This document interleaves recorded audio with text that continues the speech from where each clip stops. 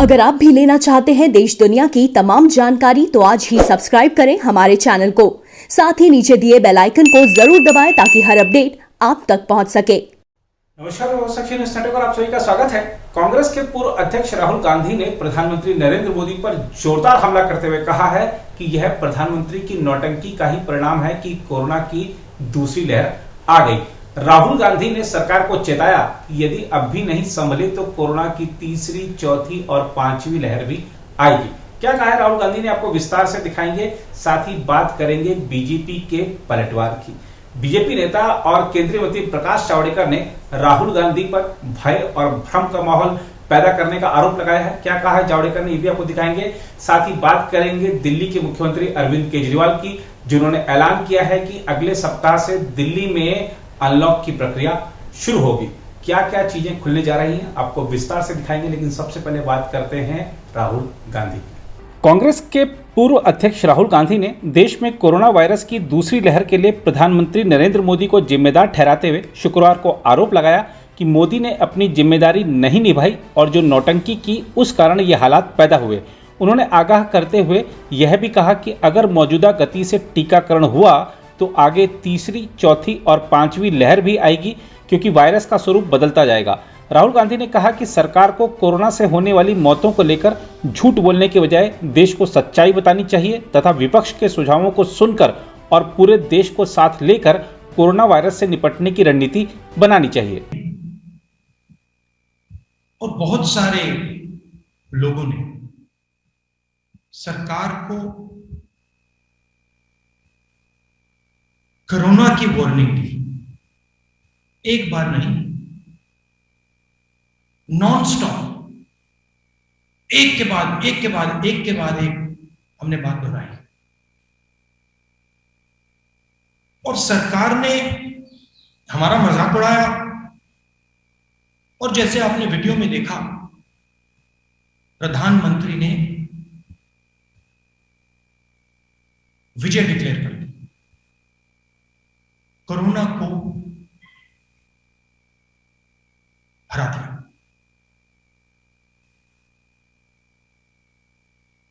Problem यह है कि सरकार को और प्रधानमंत्री को कोरोना समझ ही नहीं आया है और आज तक नहीं समझ आया है।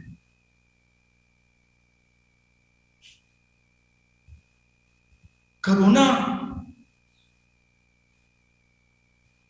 सिर्फ एक बीमारी नहीं है, कोरोना एक इवॉल्विंग, बदलती हुई बीमारी है।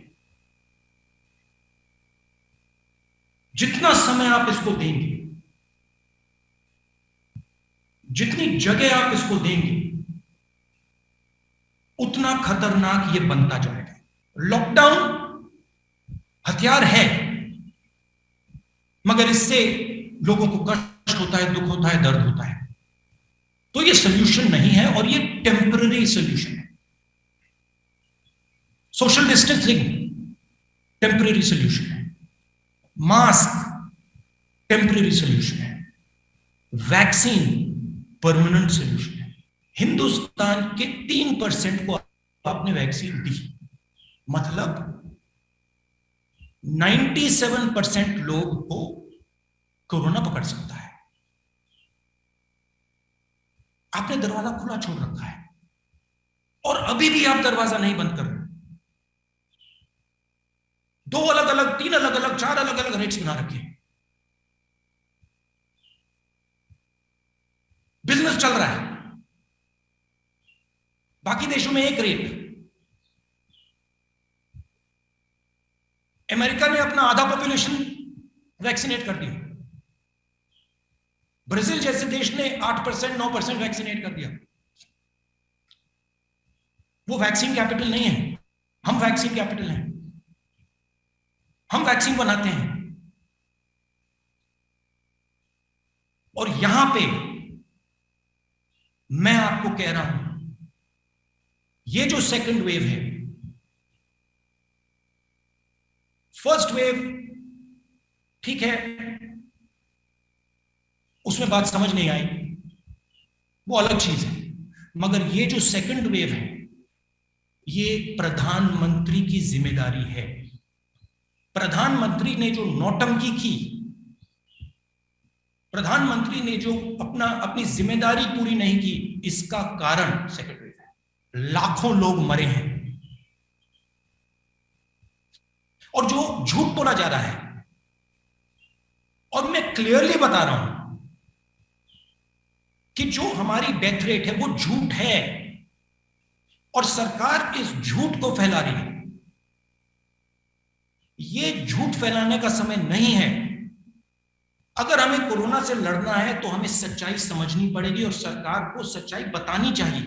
दूसरी ओर टीकाकरण अभियान को लेकर प्रधानमंत्री नरेंद्र मोदी की आलोचना के लिए पूर्व कांग्रेस अध्यक्ष राहुल गांधी को आड़े हाथों लेते हुए भाजपा ने कहा है कि विपक्षी नेता ने जिस प्रकार की भाषा का इस्तेमाल किया और लोगों के मन में भय पैदा करने की कोशिश की, उससे स्पष्ट हो गया है कि टूल किट भी उनकी पार्टी की ओर से ही निर्मित की गई थी।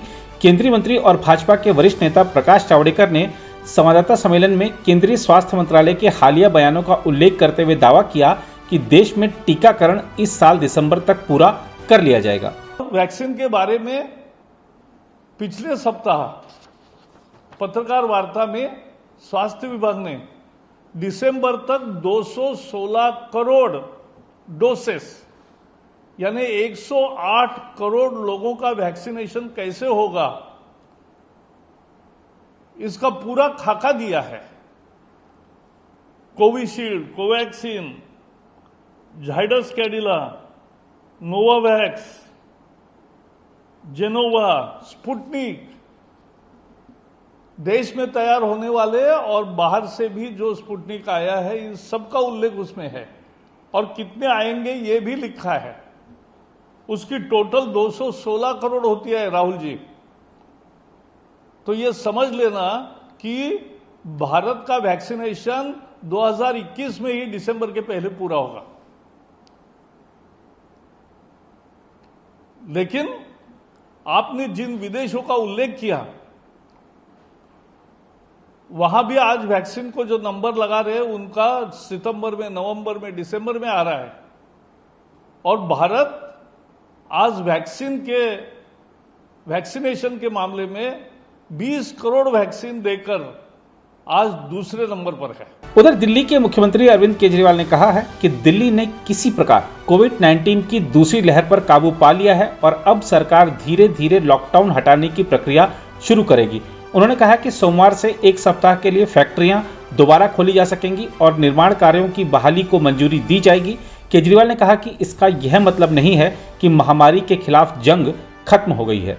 कोरोना के केसेस लगातार कम हो रहे हैं और ये सब दिल्ली के अपने 2 करोड़ लोगों की मेहनत का नतीजा है कि हम लोगों ने 1 महीने के अंदर दिल्ली में इस दूसरी वेव को, इसके ऊपर भी काबू पा लिया है दिल्ली के लोगों ने मिलके।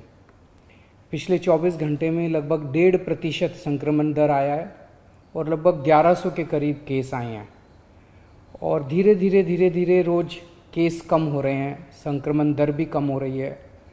अस्पतालों के अंदर अब बेड मिलने में किसी तरह की कोई दिक्कत नहीं है।